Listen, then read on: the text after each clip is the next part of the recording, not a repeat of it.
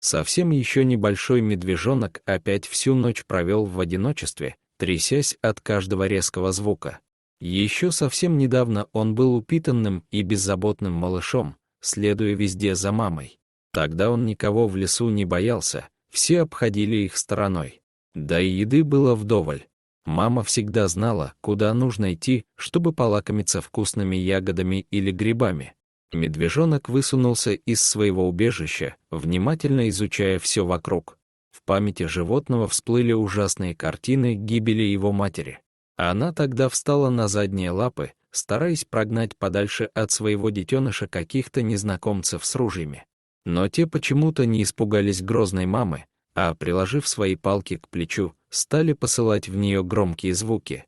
Медвежонок и раньше слышал такие звуки, но обычно они раздавались откуда-то с неба, заставляя его прятаться поглубже в своем убежище, зарываясь мордочкой в мамин мех.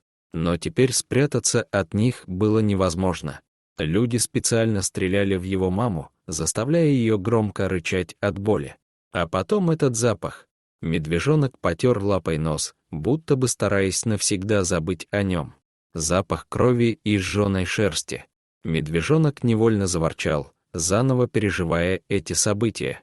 Как ему тогда удалось скрыться от двуногих, он и сам не понял.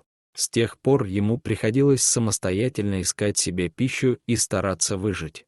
Сегодня медвежонок решил снова отправиться к ручью и поискать ягод в зарослях малины. Малыш продирался через густую траву, и тут кто-то схватил его за шею и сдавил горло. Косолапый кинулся бежать, но петля только сильнее впилась в его шею. В отчаянии медвежонок завопил на весь лес, жалуясь на свое невезение и устав от передряг, уготовленных ему судьбой. «Шустрый, ты чего уши навострил?» — спросил Тимофей, заметив, как его волк замер, приняв знакомую стойку. «Почуял чего, что ли?» Шустрый кинул взгляд на своего хозяина и сорвался с места. Егерь знал, что его волк не будет так себя вести из-за какой-то мелочи.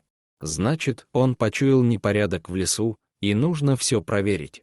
Уже много лет Тимофей со своим Шустрым занимался охраной этого участка тайги. Они уже привыкли и изучили повадки друг друга, понимая с полуслова. Совсем еще щенком достался волк егерю. Многие говорили, что волчья кровь не даст ему верно служить человеку, но он не послушал и не прогадал.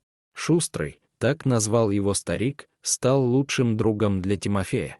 Не раз выручал он его из различных передряг, так что и он привык доверять чутью своего четвероногого напарника. Вскоре он и сам услышал рев растревоженного медвежонка. Тимофей снял с плеча карабин. Если тут медвежонок, значит и мама должна быть где-то рядом. Однако Шустрый не подавал никаких сигналов о ее присутствии. Оглядевшись по сторонам, егерь убедился, что следов присутствия взрослого медведя рядом нет. Он сел возле попавшего в петлю медвежонка.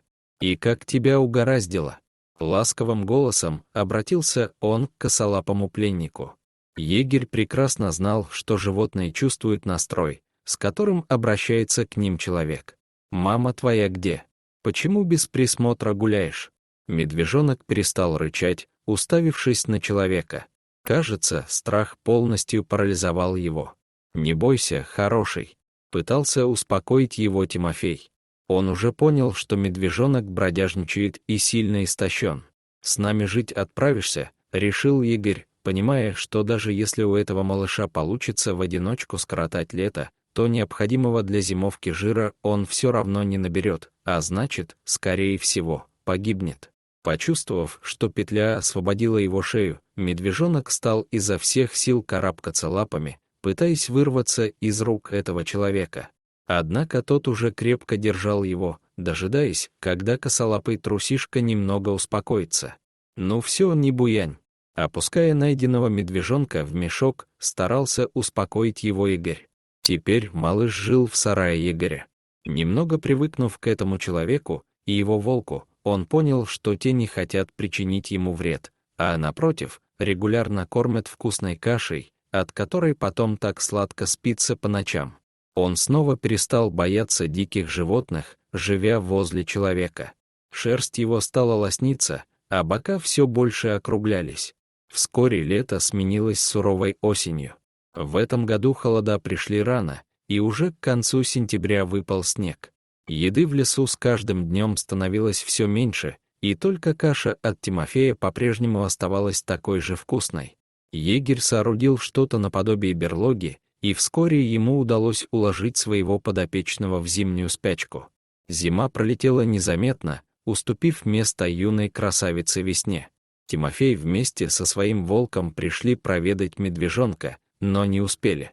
Медведь, терзаемый голодом, уже выбрался из своей берлоги и ушел в лес. «Вот и хорошо», — погладив Шустрого по голове, сказал егерь. «Пускай вспоминает, что он медведь, а не кот домашний». И действительно, видимо, природа взяла свое, и косолапый, набравшись сил, начал самостоятельную медвежью жизнь. Весна уступила свое место жаркому лету, но медвежонок так и не появлялся. Тимофей вместе с волком, как обычно, совершали обход территории, как вдруг наткнулись на компанию браконьеров, разделывающих тушу косули. «Так, молодые люди, браконьерство запрещено», — строго обратился он к незнакомцам. Но увидев перед собой корочки сотрудника лесоохраны, они вдруг отреагировали крайне агрессивно. А один из них схватил ружье и заорал: «Лысый, я же только из тюрьмы вышел. И что, сейчас меня опять посадят?» «Ну нет, мы так не договаривались. Убить его надо», — выкрикнул он и выстрелил в егеря. Его напарник успел ударить по стволу, и пуля прошла мимо. «Ты что, из-за косули на 15 лет сесть хочешь?» Тимофей немного ошалел от такого, но, опомнившись, хотел снять свой карабин с плеча, но парни, заметив это, поспешили его разоружить. Шустрый, чувствуя неладное, оскалил клыки. Но нападавших было больше, и все они были вооружены, так что шансов выбраться из этой передряги живыми у них было немного. «А знаешь что?» Вдруг обратился Лысый к подельнику. «Похоже, ты прав. Убить его надо и дворнягу тоже». С этими словами он направил свой карабин прямо в грудь Тимофея.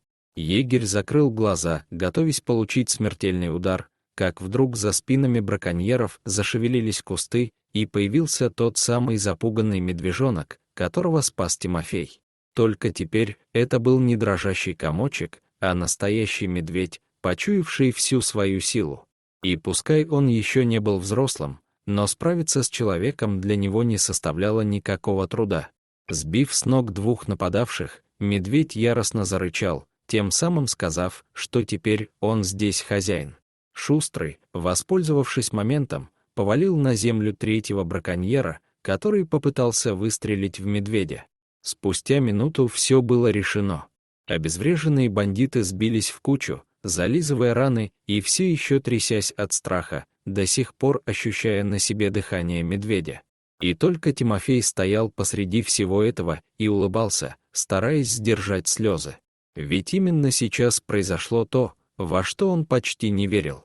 Животные наглядно показали людям, что им тоже известны такие понятия, как добро и благодарность. Дорогие зрители, если вам понравилось это видео, то ставьте лайк и подписывайтесь на наш канал. До свидания.